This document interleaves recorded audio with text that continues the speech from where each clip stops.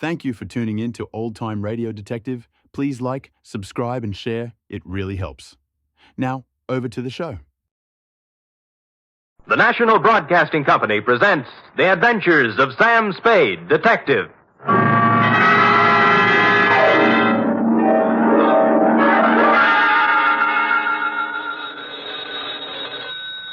Sam Spade Detective Agency. Me, sweetheart. Sam, a man named $5 Frankie called up and said he's putting $2 in your name on a sure thing at some track or other. Well, that's nice to hear. I don't think it is at all. You know I don't approve of your gambling, Sam. Effie, you do some things I disapprove of, but do I snipe at you? Well, no, but... No buts about it. And besides, I didn't place the bet. It was placed for me. I don't care. It's the principle of the thing I don't like. Well, suppose I put it this way, Effie. That $2 bet on a sure thing was more than just a money bet. It was a gamble on the inherent goodness of the human soul. Oh, Sam, you're just trying to confuse me. I am, but I'll straighten everything out to your satisfaction, I trust, when I appear at the office with a highly stylized and rather charming saga of horse players and the world they live in.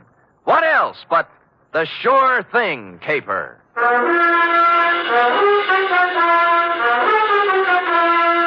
NBC, William Spear, radio's outstanding producer, director of mystery and crime drama, brings you the greatest private detective of them all in The Adventures of Sam Spade. Effie? Yes, and I hope you always are at the wages I pay you. Oh, I'm glad you brought that up, Sam. When I pay them. I don't want to start an argument, but I do need some new clothes. Oh? You want me to put up a good front, don't you? I will rephrase my answer. Yes. Well?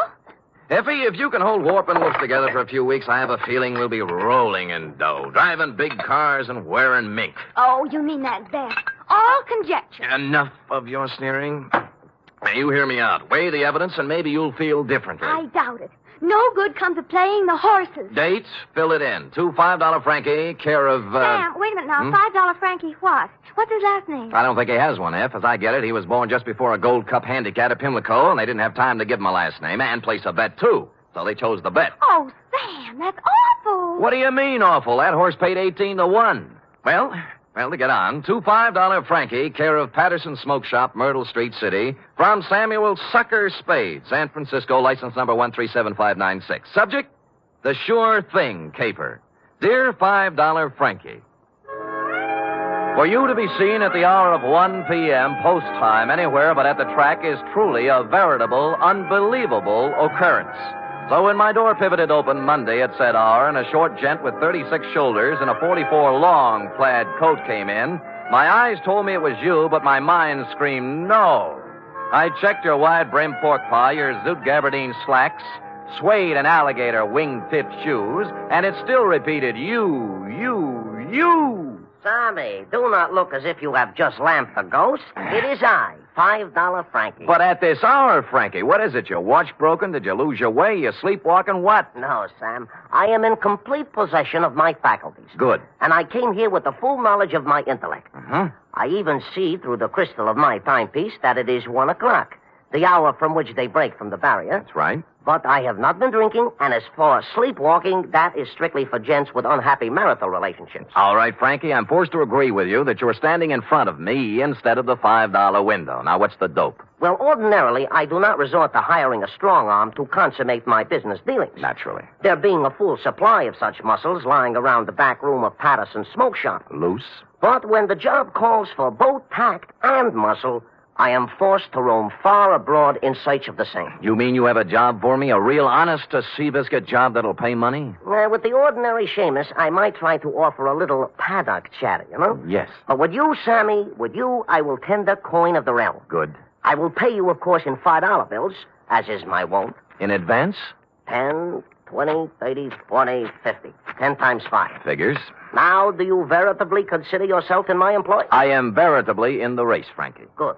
Now, Sammy, leave it to be understood by both parties that I am not touting you off on any sour deals. Uh-huh. A rather curious situation has arisen, and I will explain it to you candidly, as they say in certain novels which I have not read. Well, most novels lose so much in the translation. True. Yes. My narrative begins yesterday, to be exact. Mm-hmm. Yesterday, their heels and toes into the back room of Patterson Smoke Shop, a gent whose face was once as familiar to me as my own. By name, said gent? They call him Gentle Joe Higgins. Gentle Joe. Yeah, a horse trainer by profession, which in our civilized society stands second only to jockeys in importance. Granted. No argument. Well, I say to Gentle Joe, it has been some time, Gentle Joe, since I see you around and about. And he says, I have gave up the old life for the new, as I no longer am welcome at the track since a certain embarrassing incident 5 years ago. What incident was that, Frankie? A horse doping job, the illegal type, Oh. which depresses me to relate.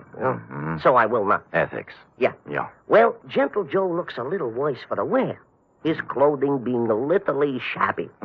Oh, I figure a touch, and I am preparing a story that will wring tears from a tax collector even. But Gentle Joe does not mention the word touch. Oh. Instead, he announces he has a sure thing. Sammy, you know how those words do to a horse player. it's like throwing a bale of catnip to a lion. Oh, my arteries open to let the blood through faster. My nerves give off loud, ringing noises, and my mind is already computing. Of course. Well, before I can stop myself, I have pressed 500 rocks in Gentle Joe's hand, begging him to place them on the same sure thing. I'd have done the same thing under the circumstances. Of course. But Gentle Joe says it will take at least 1,500 rocks to pull off the deal. Oh. He further advises me that the horse in question is due to return 20 rocks to 1. So you gave him the other 1,000? Well, not having it in my genes at the time, I cut 2 other business and professional friends in on the gravy. Dinosaur Torelli and Bones Moulton, 5 bills apiece. And then? Gentle Joe rushes out of Patterson's and... Has never been heard from again. a sad tale. You think he just stole the money? Sam, Gentle Joe Higgins is a horse player, not a common sneak thief. I'm sorry. But did he leave town? He did not. On the advice of certain informers, I tracked this Gentle Joe to a ramble-shackle rooming house on Clark Street. 241 to be exact. And? And there the trail gets very cold indeed. He's made his move, huh? No. But he had a landlady who would not let me in. Complicated. Oh, she is a frightening person to behold. She is indeed half wildcat and half witch. I'll deal with her. Good. And tell Gentle Joe that I am not an overly suspicious person, but also relate to him my position. Dinosaur Torelli and Bones Moulton are 2 such gents as it is wise not to cross. Rough. Back fence gossip has it they are the Undertaker's best friend. Well. Indeed, it is also rumored they are behind their quota for the month. Well, and Sam. Yeah? At Bay Meadows. Yeah? A bad card. Nothing going today. Oh. In preparation for my meeting with this redoubtable landlady, I ran through my repertoire of low, mean faces in front of the mirror, leaving smoking holes in the glass. And then I stamped out, heading for the rooming house on Clark Street, 241 to be exact. My knock was answered by, well, it was even worse than you told me. She was gumming a sen-sen. What are you standing there for? You're shaking my geraniums. Oh, no. Well, sir? Speak up, Curly. I ain't got all day. Madam, perchance do you house in this quaint colonial inn a fine old gentleman called Gentle Joe Higgins? You the Lord? No, I'm in business for myself. See this? Oh, one thing I hate worse than the law is private detectives. Can't trust them. No, cheap, never have any money. Look. Never want to pay anything. Look. Always want something for nothing. A surly, no good lot of pocket pickers who should all be boiled in oil and thrown in the pits full of snarling One beasts moment, of prey. madam. Madam, look at this. Oh, Yeah. well. That's the kind of crinkling I'd like to hear. I thought you would. Wouldn't mind having a mattress stuffed full of that green paper. It is a pleasure, distinctly, to be able to present it to such a charming, witty, and gay woman, I guess, as yourself. Now, Come in, Bright Eyes. Yes. Now, where did you say Gentle Joe could be located? Second door to the left. Thank you, kindly. Only he ain't in. Gone out somewhere, he has. Your timing, madam, and I should add Defarge, was a little sadistic. Now, give me my 5 back. You ain't heard my proposition yet. I've heard enough. Madam, you have acted in a very hateful manner. Another 5, I'll let you wait in his room. Madam, you are a Dresden Doll. No matter what anybody says. Can the tanner wave your locks and let's go. Let's have a ball. Once in Gentle Joe's room, I closed the door, thus separating myself from that Skid Row bankhead. While I was waiting, I cased the room. Spartan. A bed, a chair, a dresser, a racing form, some worn clothes, various mementos, and pictures of his better days at the track. I was studying an old print of Equipoise when Gentle Joe turned up. Yes, she was a great stretch runner, wasn't she? Yes, indeed. A mile and 141 and fifth, and hardly damp at the end. Well, yes. Now, don't yes. look upset, Mr. Spade. Fanny told me that you were a detective waiting for her. Oh, she's a swell kid. Yeah, Fanny's impetuous, but a good sort, yeah. Keeps the right people out and lets the wrong ones in. Fine judge of character. No, you're generous, sir. I'm about to have a cup of tea. Will you join me? Be delighted. I'll just take the water out of the tap. It's hot enough. Well, Gentle Joe, I'm here on a rather painful mission. How in goes the tea? $5 Frankie thinks you caged him out of $1,500. And now for the water. And two tough friends of his are looking for your scalp. Yeah, there we are. Now we'll just let that steep a while, and we'll have us a pickup. Did you hear anything I said? Of course, Mr. Spade, of course. Every word. I know why you're here. Those men are worried about their money. Yeah. But next time you see them, you tell them not to worry. Well, they said this sure thing of yours was going to return 20 to 1 odds. That's a lot of money. Oh, it will. All of that. Maybe even many times more. Yes, it's a sure thing. You mean the race hasn't been run off yet? Yeah, there we are now. I think the tea should be ready. Well. Mm-hmm. Charming. Now, this is yours, Thank you. and this is mine. Hmm? A Darjeeling flowering pico. There's no finer tea. Has an almond flavor. Yes, it's peculiar to the region, especially pronounced in last year's crop. Yes. Well, shall we get back to business? Yes, now you tell those gentlemen that they have no need to fret about their money. It'll be returned to them many times over. Many, many times over. Well, are you feeling all right, Mr. Spade? Groggy, They'll look back on this investment with considerable pleasure and pride. I don't know what And happened. someday they'll be able to say that they, too... Stupid Sam. Nobody had to give me a saliva test to guess what happened. That nice, sweet, gentle old man had doped me right up to the ears. I tried to stand up, but my legs were like two wet pieces of spaghetti, and I went down. Gentle Joe went right on talking and smiling until everything was nothing. When I came to, Joe was gone, and so was my faith in horse people. Fanny had made herself scarce, too, and I stumbled alone out into the daylight for resuscitation. It took walking, coffee, whiskey, and a bowl of raspberries to bring me around. I eventually found a safe haven in my own office. Sam Spade Detective Agency. Mr. Hangover speaking. Mr. Spade, this is Gentle Joe. What? Listen, you... Yeah, I know how upset you must be over my little deception. Little but, deception? It was What? all to a good purpose, Mr. Spade. You see, I had to get out of there in a hurry with the minimum of discussion. I seem to remember you were hustled out of the racing game for doping a few 3-year-olds. Well, that's what some people in official circles felt. But, Mr. Spade, I want to apologize to you and tell you that I will be able to explain everything to your satisfaction. No. What's the matter? Help! Get away! Hello! Hello! Hello! Hello! Somebody put the phone back on the hook, so I hung up and dialed a friend at the telephone exchange. She quickly traced the number. The call came from the Sunset Stables out near Bay Meadows. I dialed back, but nobody answered, so I beat it out there. It was dark, and the only person I could rouse was a young stable boy.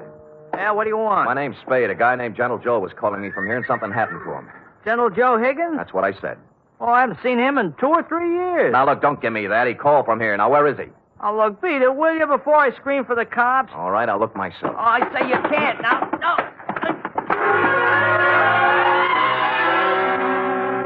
But I did. There were 2 phones inside the stable, both hanging on posts. The second one had the number the phone company had given me, and although someone had tried to cover it up with sawdust, on the floor, under the phone, were 3 tea bags, and somebody had done a lot of bleeding. Looked like Gentle Joe's parlay had run out.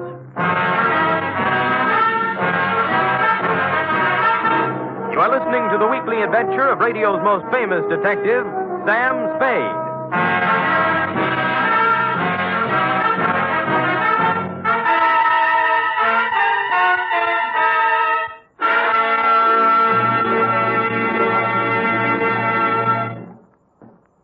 Three chimes mean good times on NBC. There's music and mystery on NBC every Saturday night. For music tomorrow, your hit parade brings you the top tunes in the land as selected by you and presented by Raymond Scott's Orchestra, Snooky Lanston, and Eileen Wilson. For mystery tomorrow, Herbert Marshall stars as the man called X. In all the strange and far-off places of the world, wherever there is intrigue, danger, and romance, there you will find the man called X. Hear him tomorrow night.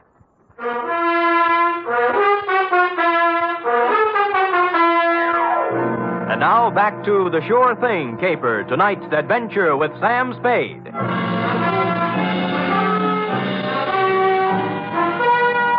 I collared the stable boy and questioned him about the blood under the phone and about what could have happened to Gentle Joe Higgins. Nothing. Just wouldn't talk, and he was too small to beat up. So I went looking for the stable manager. He lived in a small white house behind the exercise ring. He wasn't too happy at being awakened, but when I explained things, he came down to the stable with me. I can't understand it, Mr. Spade. Gentle Joe Higgins hasn't been around here for at least 2 years. That's what the boy told me. You see, for doping a horse once, he can't come near a track or a stable. If we let him hang around here, the racing commission would fine us. Well, he called from here and something happened to him. The number the phone company gave me matches up with one of your phones. And there was a lot of blood on the floor, too. Well, here we are. Now, which phone was it? That one. All right, let's look at it. This is the phone, and here's the... Wait a minute. Come in here, you. Let go of me, you big... Let go. Now, tell Mr. Kemp here what was on the floor when I came in. Nothing. Nothing but sawdust. I tell you there was blood there. No, honest, nothing. Mr. Spade, this boy's been with me for 5 years. He's perfectly reliable. Well, so am I. Well, what do you think happened? I think somebody used this old man for a punching bag. Maybe you'd better go home and sleep on it, Mr. Spade. We'll talk about it tomorrow. Look, don't humor me. Make this kid talk. Mr. Kemp, this guy's taffy. Danny, are you certain there was no blood or no Gentle Joe? Mr. Kemp, I'd swear on my father's grave if necessary. You see, Mr. Spade? I calmed down in a little while and searched the place myself. I came up with exactly nothing but an attack of hay fever and a horsey smell. And I suddenly wondered why I cared about Gentle Joe at all after what he'd done to me. So I went home and called $5 Frankie. You say you have conversed with Gentle Joe? Twice, and both under rather trying circumstances, Frankie. Once I was doped, and once something happened to him. Uh-huh. I take it he did not heed the message I employed you to convey. So far, he hasn't heeded anything. Then he is, without a doubt, in considerable trouble. I would say so. It seems that my business associates, Dinosaur Pirelli and Bones Moulton, have blown their tops and gone looking for Gentle Joe with something special in mind. Mm-hmm. Something like assassination. I was afraid of that. Mayhaps they have already contacted Gentle Joe for an accounting. Certainly, mayhaps. I think they've already mowed him down. And there is nothing further for us to converse about, Sam. It is history, and it will be recorded thusly. Well, if you say so. And if I might tender a bit of advice, I would say, hop into the Simmons, Sammy, and knock yourself off a few hours of that ever-loving forgetfulness. And when you arise, you will have erased from your mind the names of Gentle Joe Higgins and yours truly, $5 Frankie, for some time to come. I was tired, and it seemed smart to take his advice. So I did. I went to bed. It must have been 3 a.m. when something woke me up. It was a ghost with a big white head tiptoeing into my room. The thought was so absurd that I turned over and started back to sleep. That's when the ghost touched me, and I grabbed for him. Wait, hey, let me go, Mr. Spade. Let me go. It's me, Gentle Joe. Wait till I turn on a light. Of course, I look a little different. The bandages around my head look like a turban. What happened to you? I was in Mr. Kemp's house when you were searching the stable. Stupid me. I should have come out then, but I didn't. And then I got to thinking I certainly owed you some kind of an explanation. So I found your address and came here. All right, I'll collect the explanation. Now, first, what was the dope for? Well, I was afraid you might take me back to $5 Frankie and his friends before I did what I had to do. Would you care to tell me what that was? I wanted to buy a horse. With their money? Yes, with their money. They thought you were betting it on a horse, a sure thing. I know, but let me explain. I was thrown off the tracks for doping a horse. I needed money, but that's another story. After 5 years, I could get my trainer's license back. Tell me more. Do you know what it is to love horse flesh and not be able to go near it for 5 years? No, the bangtail bug never got me. You can't con guys like Frankie and his thugs out of some money to buy a horse whenever you want one. There's more to the story. The horse I doped didn't get into the race. And the jockey had to ride another mount. He was thrown and killed. Well, it was too bad. I felt that I'd murdered the man. His name was Sandy Bean. Sandy Bean. That stable boy at Sunset Stables any relative? His son. Oh. His wife and son ran out of money, and they've had a hard time of it. I've worked as a janitor for the past 5 years trying to raise enough money to buy them a horse to help make up for what I did. How much did you save?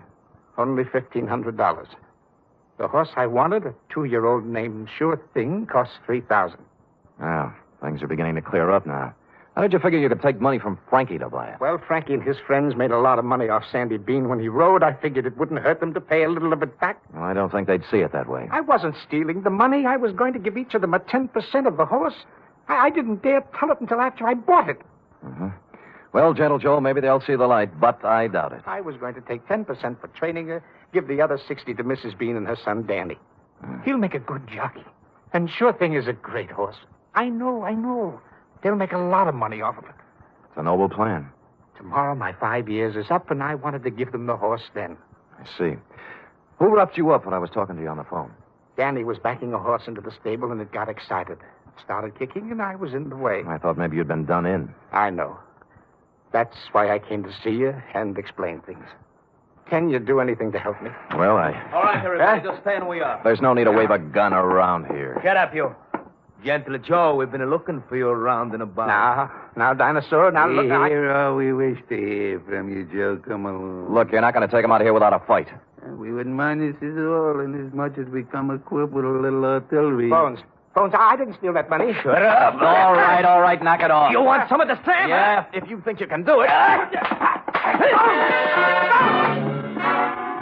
And it turned out they could. I knocked Torelli's gun aside, hit him with a hard left, and he didn't go down. I tried a right, then a knee, then a couple of elbows. And I was just getting ahead of the game when something hit me across the face and printed Colt 45 on my forehead. I know this sounds repetitious, but I went out again.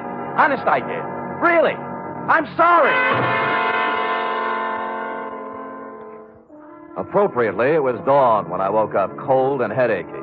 Of course, I was alone. Gentle Joe Higgins was the victim of a successful snatch, and I had an idea what might have happened to him. I dressed and started looking all over town, but I didn't have any luck. Any. It wasn't until I was eating breakfast and met a police sergeant I know that I got a tip. Morning, Sam. Hello, Sergeant. What happened to you? I tried to kiss her. I didn't know they made those kind of dames anymore. Mind if I sit down? Pleasure. Yeah, we got a homicide this morning. Yeah, who? Who knows? Just an old man. Found him in the park. Somebody really worked him moving. What do you look like? Ooh, 5'10", white hair, old clothes. Probably a bum. Where is he, Morg? Yeah. Kelsey's putting a rundown on him now. Yeah, I'll see you later, Carter. Thanks. Hey, Sam. Haven't finished your breakfast. They let me in the morgue, and I took a look at the corpse. And once I saw it, I knew just where I had to go. I caught a cab out to the Sunset Stables. The horses were just having their rolled oats when I pulled in, and Danny Bean, the stable boy, was there, dressed in his cleanest Levi's. What do you want? Where's the show going to be? What show? Well, Gentle Joe gives you the horse. Isn't this the day? Okay, so you know. Mm-hmm. Gee, I'm sorry about last night, Mr. Spade. I had to keep it a secret. Forget it. You did the right thing. When's the ceremony? In about an hour, right here. You want to wait? Sure. I wouldn't miss it for the world. Of course, I cheated a little. I didn't tell you who it was I saw in the morgue. The truth was I didn't know. It wasn't Gentle Joe Higgins, though, and so I reasoned thusly if Torelli and Moulton didn't finish him off in the night, he must have gotten out of it somehow. He was a resourceful old man, and I was sure nothing short of death would keep him from presenting Denny with a horse on the day he planned. And I was right. An hour later, he came walking in leading the prettiest chestnut mare I'd ever seen. There was a smile 2 feet wide on his face, and behind him, carrying blankets, a saddle, and riding colors, were who else? $5 Frankie, Dinosaur Torelli, and Bones Moulton. Well, Mr. Spade, this is a surprise. Well, it was a pleasant one. Yeah, this is Sure Thing. Oh, isn't she a beauty? She is indeed. How'd you do it, Gentle Joe? Well, Mr. Spade, I just invited them over to my place to have a cup of tea. You get it? Yeah. While we was a half out, he explained the whole thing to us. Sound like a good deal to me. We can win both ways, on the track and at the window. Oh, look at the life of that horse. Just waiting to cross the finish line. Sammy boy, this is indeed a signal occasion, huh? This is the first time I have ever been this close to a horse, and me being a horse player. Well, have you talked to her yet? Why, sure, I am already talking to Sure Thing and explained to her our financial position. Oh. She has assured me she will romp home first more times than not. Well, gentlemen, shall we do what we came here to do? Sure, leave us make the presentation. Come on, let's get into business. Give the animal to the kid already, I agree. Danny? Yes, Mr. Higgins? Danny, the four of us are giving you this horse, Sure Thing, in memory of your father, the late, great Sandy Bean. Thank you. Thank you, sir. She's a beauty, isn't she? I feel like I was just born. Ride her well, son. Ride her well.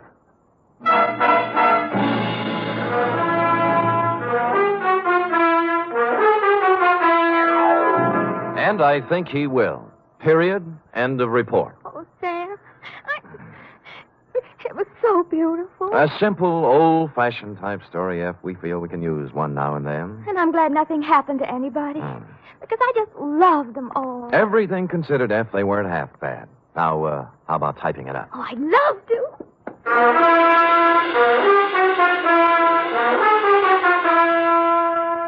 Three chimes mean good times on NBC. There's music and fun in the air tomorrow evening, styled to suit your Saturday night of merriment. Dennis Day brings you songs and comedy in his charming boyish manner, and then Judy Canova gets together with her frolicsome friends for Mountain Melody and Mayhem, followed by Grand Ole Opry with singing MC Red Foley and his gang. It's a Saturday night of fun designed for you. Here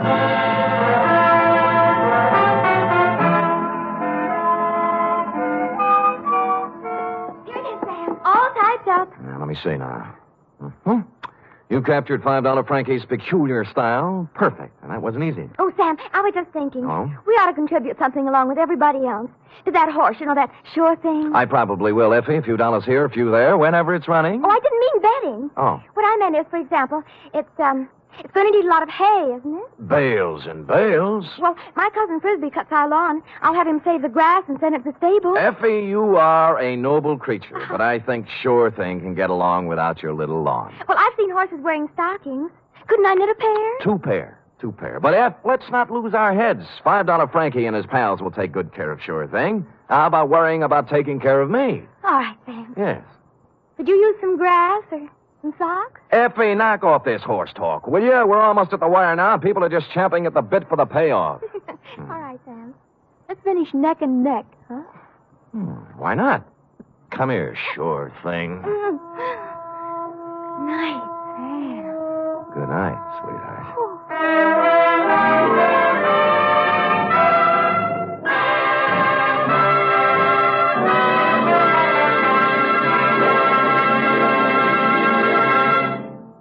The Adventures of Sam Spade are produced, edited, and directed by William Spear. Sam Spade was played by Stephen Dunne. Lorene Tuttle is Effie. Wally Mayer was Gentle Joe. Script for tonight's adventure by John Michael Hayes. Musical scoring by Lud Gluskin, conducted by Robert Armbruster.